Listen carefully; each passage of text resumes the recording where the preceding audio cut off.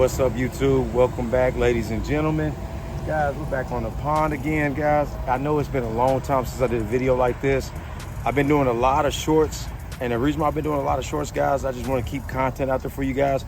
I'm working full time again, so with that going on and family stuff, I just want to make sure I get y'all something out there. I've been seeing a lot of thumbs down, I understand that, but at the same time, I don't. And I'll tell y'all why, guys. A lot of you guys have been rocking with me for a long time. It's been watching the channel. Y'all been supporting us through it all. And the ones that know. You follow me on Instagram, Facebook, Twitter. You already know the deal, guys. But back to the good stuff. Today, what I'm gonna do is, man, this is summertime. Dog days of summer, July 3rd. All right, the 4th is tomorrow, so I know a lot of you guys are gonna be celebrating. But what I'm gonna do today is, I'm gonna try to help you guys put more fish in your live wells and try to help you guys have a better experience out here on the water. Starting off, we got a 6th Sense Divine Shaky Head Worm. All right, guys. Why is this thing rigged like this? Texas rig, weightless, because we got a pond out here that's clear and it's got a lot of grass, and on top of that, it's a slower fall, and you're gonna work this thing slow. A lot of them bass are sitting on the bottom right now because you got a steaming hot mirror, aka the water that's on these fish, and they're trying to stay cool down there, guys. So we're gonna see if we can tempt them with something like this. So you guys stay tuned. I'm gonna throw in a few tips here and there, guys. If you don't like the video, start commenting what you want to see, and we'll start getting it out there. All right, stay tuned. All right, first cast. Let's see what we can do right here. All right, guys, the first thing I'm gonna do, I'm letting that worm get to the bottom. Not a hard pop, but just a little bit of a jump. Just like this. I want to maintain contact with the bottom. Usually I drag it to the side, but since we got a lot of weeds in the way, I'm just gonna slowly bring it up to like my 10 o'clock position and keep it off that bottom. But if you guys don't know, on my setups, I like to have fluorocarbon, and I get Vicious or Seagar. I like either one of those. And I like to keep a 4 or 5-aught hook, worm hook. And I'm always gonna go with 14 to 15 pound test, especially when I'm fishing something like this. Because we got grass, and as you can see, we got wood up here. I mean, we got a lot of things that can wrap me around, so I wanna be able to horse that fish up out of that situation.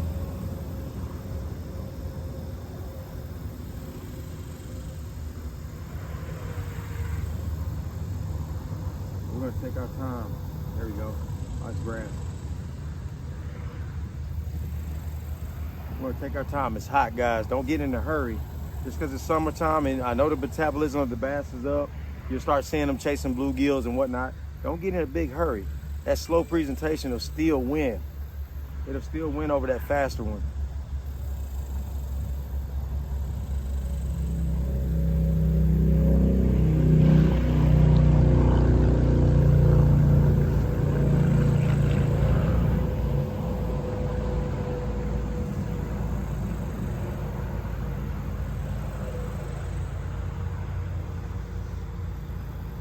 That water's dead calm, guys. Another thing I want to bring to your attention, water clarity is a big deal in the summer. You guys can see. Now I know right here I got 2.5, 3 foot visibility. So what that's gonna do for me is, that's gonna tell me I'm gonna need something darker or something natural colored out here to get bit. So I got something to work around. I can see these stumps out here. So what I'm gonna do right now is, I'm gonna just pick apart the outer edge of these stumps or these roots out here that's been dug up out of the ground. I'm gonna go ahead and pick apart those because I know they're holding shade right here.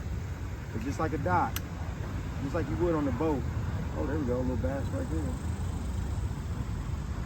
It'd be the same thing if you're fishing docks on your lake. Just gonna take your time and work that.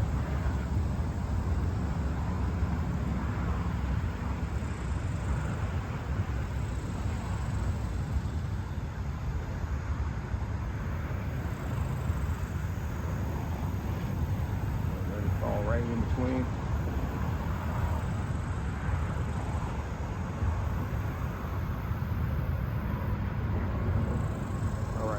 I got bit that time. We're gonna go back in there.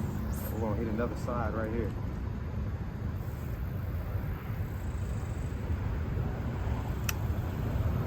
Got a little situation coming in, guys. It's supposed to storm today, so we got a lot of cloud cover. So this is actually good for us because we're gonna start feeling that cool down, and then once that rain starts to hit, it's gonna kind of murk up that water a little bit.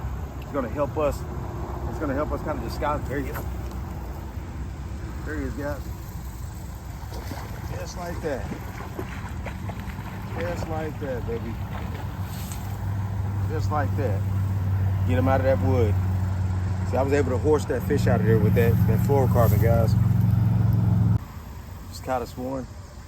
Caught him right out of there at stumps. Just how I was telling you guys, it holds a lot of shade in here. But the bad thing about stumps or log jams like this, they're all packed like this. So the reason why I go weightless, that worm can float right down there in between them. And if I don't get bit, I can get it out of here without getting it hung. But rigging a Texas rig by keeping that worm weedless is the big deal right here. Because look, that worm is weedless. Make sure that hook ain't through there. A lot of you guys like to push that point through. I think that right there, to me, is silly.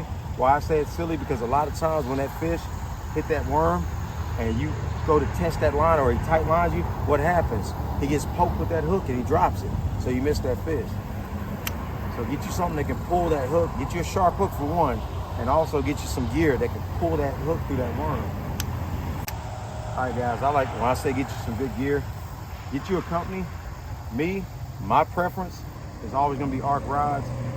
Not only because, you know, these guys back who's with them, but also the warranty on these rods is awesome. I mean, I broke in a couple rods and I sent one in and I've replaced others, and I'm telling you guys, it was just awesome.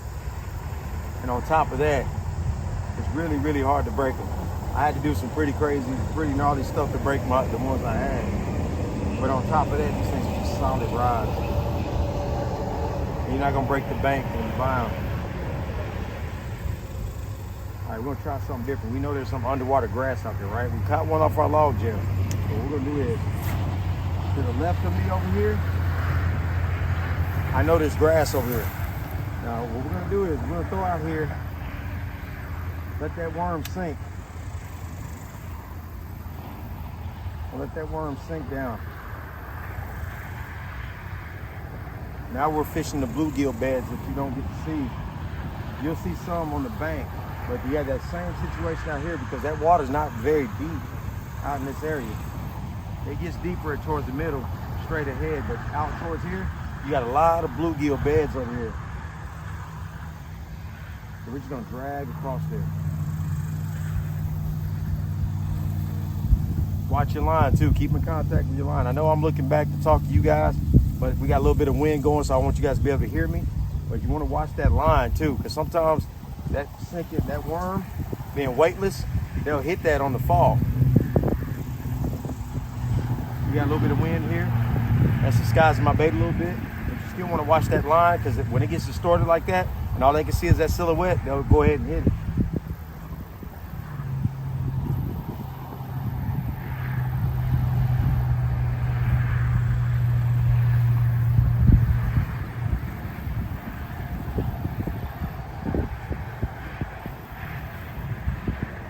Maintain contact with the bottom, guys. I can't stress that enough in summertime.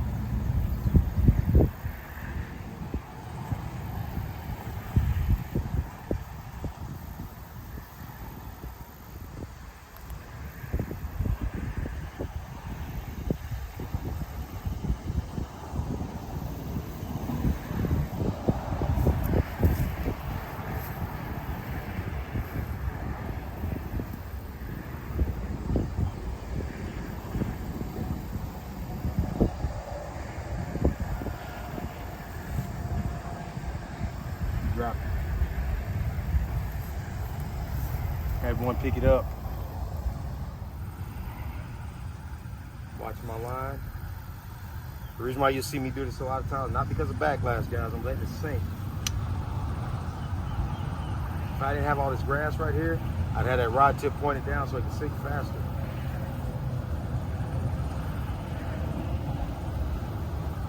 As you can see, my rod's at about 11 o'clock.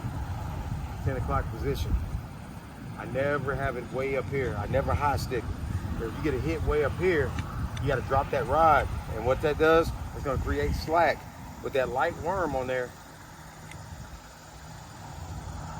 Now, if you want to throw a 1/2 ounce weight, 3/8 ounce, you might can high stick it a little bit and just go down with the fish and set the hook, but you're not going to get the same results on anything. Oh, turtle. I had a turtle on my line. But you're not going to get the same results with anything weightless like that.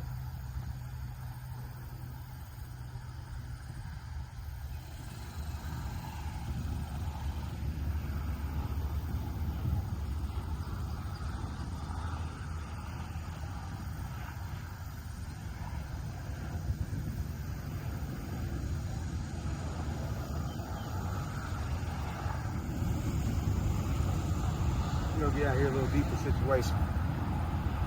As you can see, guys, no backblast. We're just feeding it line. We're watching our line at the same time. I've had a lot of people ask questions like, how about that high vis green? Now, in certain situations, you can get away with that, murkier water sometimes. But if I'm in clear water like this, I definitely want a low vis green, like a low vis green, or some type of clear line where I can still see it on top and watch it. So I don't want to get tight line. I don't want to get tight line, and I don't want that fish to be able to pick that bait up without me seeing it jump, that line jump, because then he has a greater chance of swallowing that hook. So now you're gonna lose that fish by him either dying or you breaking off a hook down in his throat, and him having a hard time eating. So you just don't want to create them little small mistakes.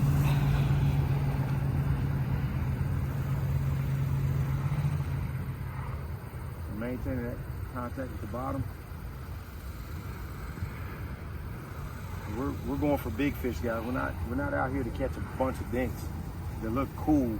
We're wanting to use something that's effective, that's going to catch us some bigger fish.